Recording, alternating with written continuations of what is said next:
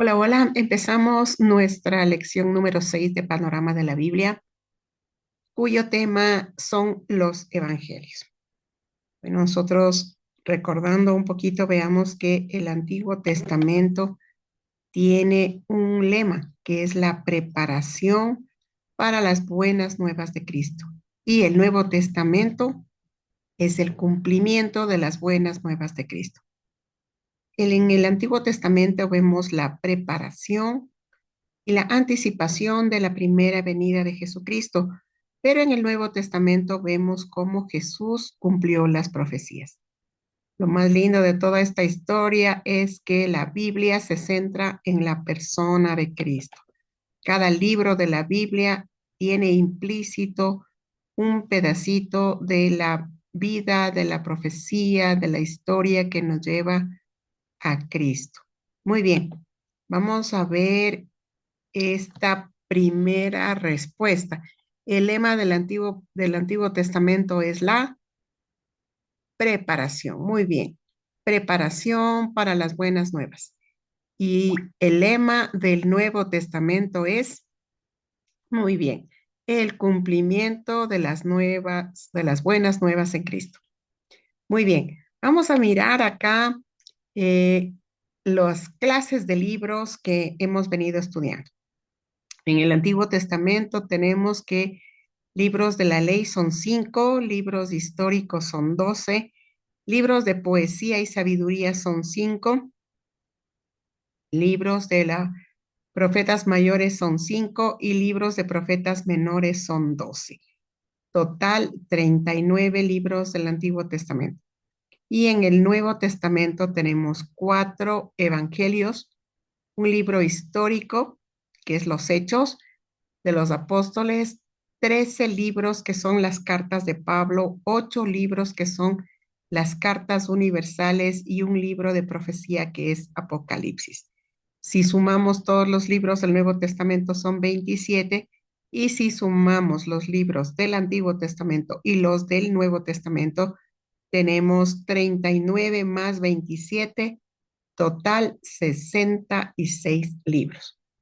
Vamos a la actividad del punto 2 que dice, escriba las 5 clases de libros en el Nuevo Testamento. ¿Qué libros tenemos? Evangelios, historia, cartas de Pablo, cartas universales y profecía. Ahí están las 5 clases de libros del Nuevo Testamento. Punto 3. En este momento vamos a representar la clasificación del Nuevo Testamento. ¿Se acuerdan que antes habíamos pintado un arco iris que representaba la clasificación de libros del Antiguo Testamento? Pues ahora vamos también a pintar nuestro arco iris que representa los libros del Nuevo Testamento. Entonces, en cada espacio de este arco iris vamos a escribir los 5 tipos de libros que son evangelios, historia, cartas paulinas o cartas de Pablo, cartas universales y profecía. Y vamos a pintar de color azul los evangelios. Muy bien. En color azul pintamos 4 evangelios. Nuestro primer color que vamos a pintar aquí son los 4 evangelios en color azul. Muy bien. Vamos ahora a ver, a esperar un ratito hasta que ustedes acaben de pintar esta partecita de los 4 evangelios. Sí, sí, sí, ya estamos terminando. Muy bien. Ahora vamos a pintar este librito único que es un libro histórico que se trata de los Hechos de los Apóstoles y lo vamos a pintar en color verde. Aquí está, pintamos en color verde este libro histórico, este libro de historia. Vamos a pintar, si usted puede dejarlo empezadito para que después lo complete, no hay problema. Ajá, vamos ahí. Tomamos nuestro color amarillo y vamos a pintar esta franjita con color amarillo que representa las 13 cartas de Pablo. Entonces pintemos esto, con color amarillo. Aquí estamos pintando con color amarillo nuestro arco iris. Muy bien. El primero era Evangelios en color azul, el libro histórico del Nuevo Testamento, que es Hechos de los Apóstoles en color verde. En color amarillo estamos pintando las cartas de Pablo. Muy bien, y vamos a pintar con color anaranjado las cartas universales, que son 8. Aquí están las 8 cartas universales. Lastimosamente en digital yo no tengo el color anaranjado. Lo he dejado en blanco, pero usted puede pintar esta zonita que está aquí en color anaranjado que representan las 8 cartas universales que ya las vamos a estudiar con más detalle un poco más adelante. Y tenemos un único libro de profecía que lo vamos a pintar con color rojo. Y este libro es el libro de Apocalipsis. Vamos a pintar todo nuestro filito más grande. Yo, para que no me quede así como muy fuerte el color rojo, le hice como franjitas de color rojo ya. Y tengo yo ahí esta representación para el libro de Apocalipsis. Muy bien, hemos completado la página número 47 de nuestro manual de panorama de la Biblia y nos vamos ahora con la página 48 que nos indica que los 4 evangelios llevan los nombres de sus autores.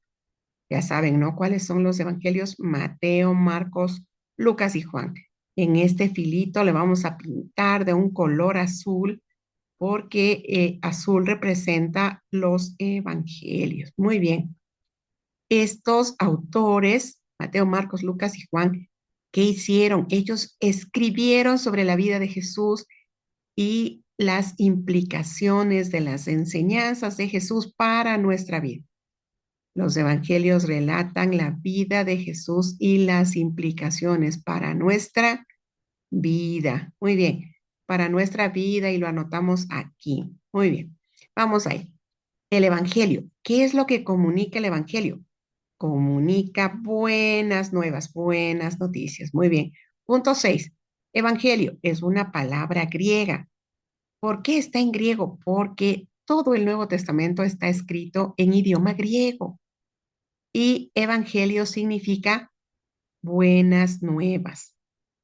Específicamente, son buenas nuevas referidas a la salvación de Cristo, punto 1, y punto 2, que tenemos vida eterna por creer en Jesús.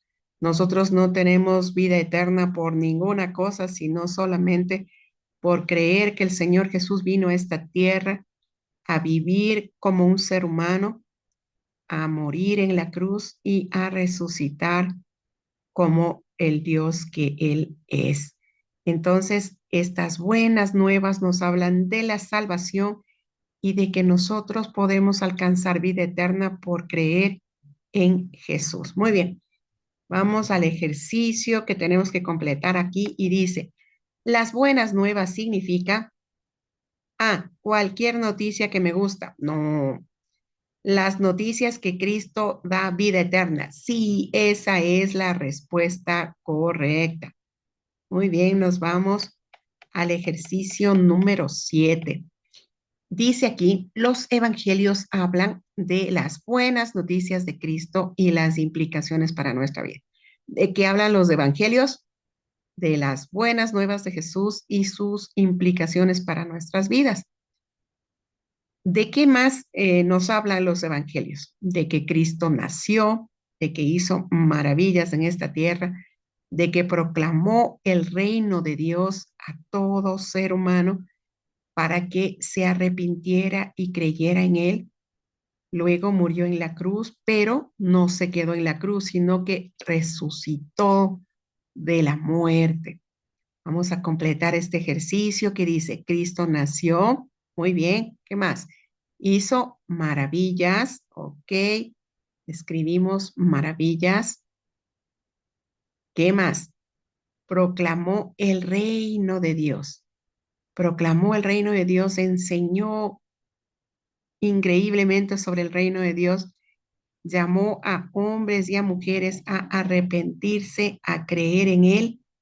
Murió, ¿dónde murió Jesús? En la cruz.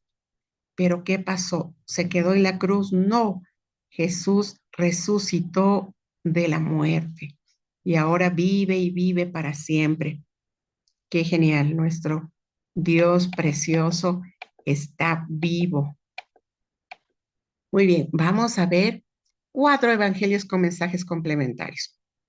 Los 4 autores eran seguidores de Jesús. Sí, 2 de ellos eran apóstoles. ¿Quiénes? Juan y Mateo. Y los otros 2 eran colaboradores con los apóstoles. Marcos y Lucas. Lucas era un médico. Estos 2 apóstoles eran parte del grupo de los 12 enviados de Cristo que había pasado mucho tiempo con él, desde que recibió el Espíritu Santo en el bautismo que le hizo Juan. Y estos 2 apóstoles, ¿cuáles 2? Juan y Mateo, tenían autoridad divina. ¿Para qué? Para edificar el fundamento de la iglesia de Cristo. ¿Por qué? Porque ellos estuvieron con Jesús, caminaron con Jesús, vieron cómo Él dormía, comía, se levantaba, se bañaba, todo. Ellos estuvieron muy cerca de Jesús. Ellos tenían autoridad, autoridad porque caminaron con Jesús. Qué lindo, ¿cierto? Mire acá, un ejercicio dice, marque A junto al nombre de quienes eran apóstoles y marque C al lado de los que eran colaboradores con los apóstoles. Entonces, ¿Juan qué era? Juan era apóstol. Lucas no era apóstol, él colaboró con los apóstoles. Lucas era un colaborador. Escribimos la letra C. Marcos también era un colaborador, no era un apóstol, no estuvo entre los 12 de Jesús. Y Mateo sí, Mateo ponemos la letra A porque él sí fue un apóstol de Jesús. Muy bien, cada uno de estos 4 evangelios tiene un mensaje específico. Cada uno habla de una cosa diferente, pero también son complementarios de estos 4 evangelios. Pero todos ellos nos dan un cuadro completo de quién era Jesús, el significado de Jesús para nuestras vidas. Cada evangelio representa a Cristo de una manera particular y nos dice cómo seguirlo de una manera particular. Entonces, completemos este ejercicio número 9 que dice, los 4 evangelios se complementan. Muy bien. El uno le complementa al otro, lo que no dijo el uno, dijo el otro. Los 4 evangelios son como las caritas de un cubo que nos presentan diferentes facetas de la vida, de la enseñanza de Jesús, en sus presentaciones de Jesucristo y su significado para nuestra vida. Muy bien, vamos al punto 10. Cada uno de los evangelios tiene un propósito distinto, pero al final se complementan todos. Juan, por ejemplo, dice que su propósito en su evangelio es que nosotros tengamos vida eterna por creer en Jesús. ¿Cómo nosotros logramos la vida eterna? ¿Por nuestras obras? No, por nuestras obras nosotros jamás podríamos lograr la vida eterna. ¿Cuál es la única manera de lograrlo? Creer en Jesús, creer que Él vino a este mundo, creer en Él, con cada cosa que Él hizo, por cómo Él derramó su vida por nosotros, cómo Él perdona nuestros pecados y cómo Él nos da la vida eterna porque compró ese derecho para nosotros con su muerte en la cruz. Página 48, la terminamos. Muy bien. Mire lo que dice aquí el libro de Juan, capítulo 20, del 30 al 31. Dice, hizo además muchas otras señales en presencia de los discípulos. Ahora nosotros vemos milagros, sanidades, expulsión de demonios, todo eso nosotros vemos en los evangelios. Pero dice aquí que Jesús hizo muchas otras señales en presencia de sus discípulos. Imagínese si la sombra de Pedro cuando él caminaba, se proyectaba sobre las personas y las personas sanaban. Imagínese, ¿qué haría la sombra de Jesús cuando caía sobre la gente que de pronto estaba acostada en el piso? Yo me pongo a imaginar y digo, si Pedro lo pudo hacer, ¿qué cosas no habrá hecho Jesús con solo levantar su manito, que la sombra caiga sobre las personas enfermas? Tantas cosas sería imposible recoger todos los milagros, las manifestaciones maravillosas que hizo Jesús. Por eso dice, hizo además Jesús muchas otras señales en presencia de sus discípulos, las cuales no están escritas en este libro, pero estas, las poquitas que se escribieron, se han escrito para que creáis que Jesús es el Cristo. No hay forma de dudarlo. La gente que lo duda es porque no lo ha conocido, no ha leído estas palabras maravillosas que están en el Evangelio de Juan, para que creáis que Jesús es el Cristo. Jesús es el Cristo. Ese es el mensaje de Juan en su Evangelio. Él es el Hijo de Dios. Y para que creyendo en Él tengamos vida en su nombre. Juan 20 del 30 al 31. La presentación que hace Juan es que Jesucristo es el Hijo de Dios y que nosotros podemos tener vida eterna solo por creer en Él. No hay otro nombre bajo el cielo y ni la tierra y en ningún otro lugar en el que nosotros podamos tener vida, sino en Jesús. Y nosotros podemos, dice Juan, tener un encuentro personal con Él. Juan 3:16 dice, porque de tal manera amó Dios al mundo, que entregó a su Hijo unigénito para que todo aquel que en Él cree no se pierda, mas tenga vida eterna. Entonces, en Juan 3:16, lo que escribió Juan es que Dios dio a su Hijo para que todos, ¿qué cosa? Tengamos vida eterna. La posibilidad de tener vida eterna es para todos. Cualquier persona puede llegar a tener vida eterna. ¿Cuándo? Cuando cree en el Señor Jesús. Mire lo que dice acá Juan capítulo 1, versículos 12 y 13, que por creer en Jesús y recibirlo, somos hechos hijos de Dios. Nosotros, antes de creer en Jesús y de recibirlo en nuestro corazón, no somos hijos, somos criaturas, como las mariposas, como los árboles, como las montañas, que son creaciones del Señor. Pero para llegar a ser hijos, tenemos que cumplir dos requisitos: creer en Jesús y recibirlo en nuestro corazón con toda nuestra alma, con todo nuestro ser, con cada célula de nuestro cuerpo, recibirlo y aceptarlo. Eso es lo que necesitamos. Y entonces, en ese momento que nosotros hacemos eso, nos convertimos de criatura en hijos del Dios Altísimo. Llegamos a ser hijos de Dios. Eso está escrito en Juan 1, 12 y 13. Vamos a ver ahora en el Evangelio de Mateo. ¿Qué hace Mateo? Mateo presenta a Jesucristo como rey, no como cualquier persona. Jesucristo es rey y nos enseña a nosotros sobre su reino. ¿Quién puede hablar de el reino sino el rey que lo conoce? Entonces Mateo enfatiza que Jesucristo es rey y nos habla de cómo es su reino, qué es su reino y cómo podemos caminar con Jesús. Juan habla de cómo llegar a conocerlo, pero Mateo dice que Él muestra el camino para llegar a ser su discípulo, ir en pos de Él como su discípulo. Juan enfatiza el tener la vida eterna por creer en Jesús, por conocer a Jesús. Sin embargo, Mateo enfatiza la importancia de ir en pos de Jesús como un discípulo. Muy bien, llenamos ahí la palabra discípulo. Y ahora vamos a ver qué significa ser un discípulo de Jesucristo. Punto 12. Creer como discípulo es el propósito de la vida cristiana. creer como discípulo. Es el propósito de la vida cristiana. Nosotros no podemos llevar una vida cristiana si nosotros no crecemos, más que creemos, crecemos como discípulos. Y los 4 evangelios hablan de lo que significa ser discípulo. Lucas habla del costo del discipulado. El costo del discipulado no es poco, no es gratis, no es tan sencillo como alguien podría pensar.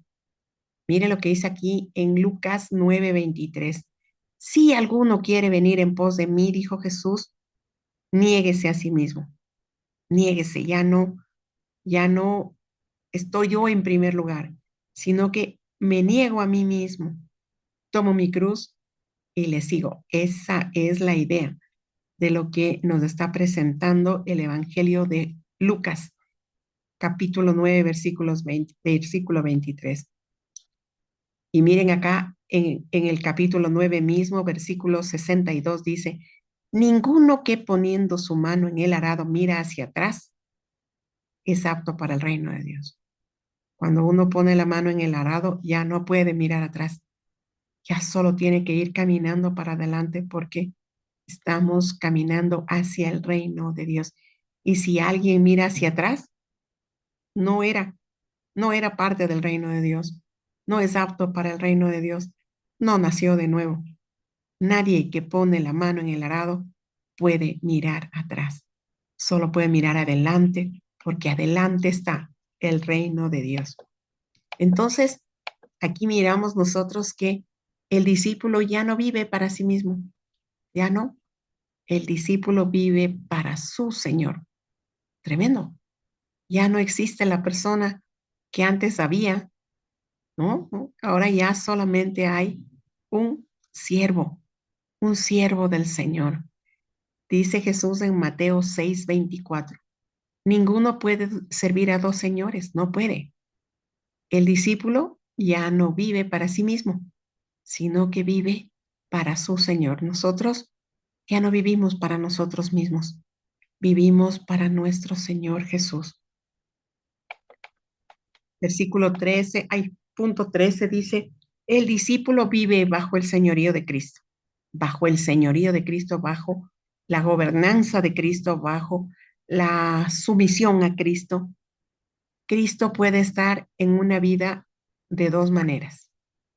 Puede estar como un ocupante, como un huésped dentro de una persona, o puede ser como el dueño y señor de la casa. La pregunta del millón es, en nuestra vida, ¿Cristo es un huésped o un señor? ¿Qué es Jesús en nuestra vida? ¿Un huésped que está ahí de pronto alojado o el señor de esta casa? Eso yo no lo puedo contestar. Cada persona puede decir, Jesús para mí es mi huésped, Jesús para mí es mi Señor. ¿Y cómo lo sabemos? ¿Cómo sabemos si Jesús es un huésped o Jesús es un Señor de nuestra vida, de nuestra casa? Pues ahí podemos escribir cómo nosotros le vemos a Jesús y cómo sabemos quién es Jesús en nuestra vida. Escriba ahí un ratito, reflexione un poquito. ¿Quién es Jesús en mi vida? ¿Es un huésped o mi Señor? ¿Es un huésped o mi Señor? Y en ese caso, según la respuesta, ¿por qué? ¿Por qué es así esta situación en mi vida? ¿Cómo yo puedo escribir con palabras lo que está pasando en mi vida en relación con Jesús? Vamos al punto 14, dice, hay 3 características destacadas del discípulo de Jesús. Muy bien. ¿Cuál es un discípulo? El que le sigue a él, el que hace lo que dice su palabra y el que ama a los demás. 3 cosas son características de un discípulo de Jesús.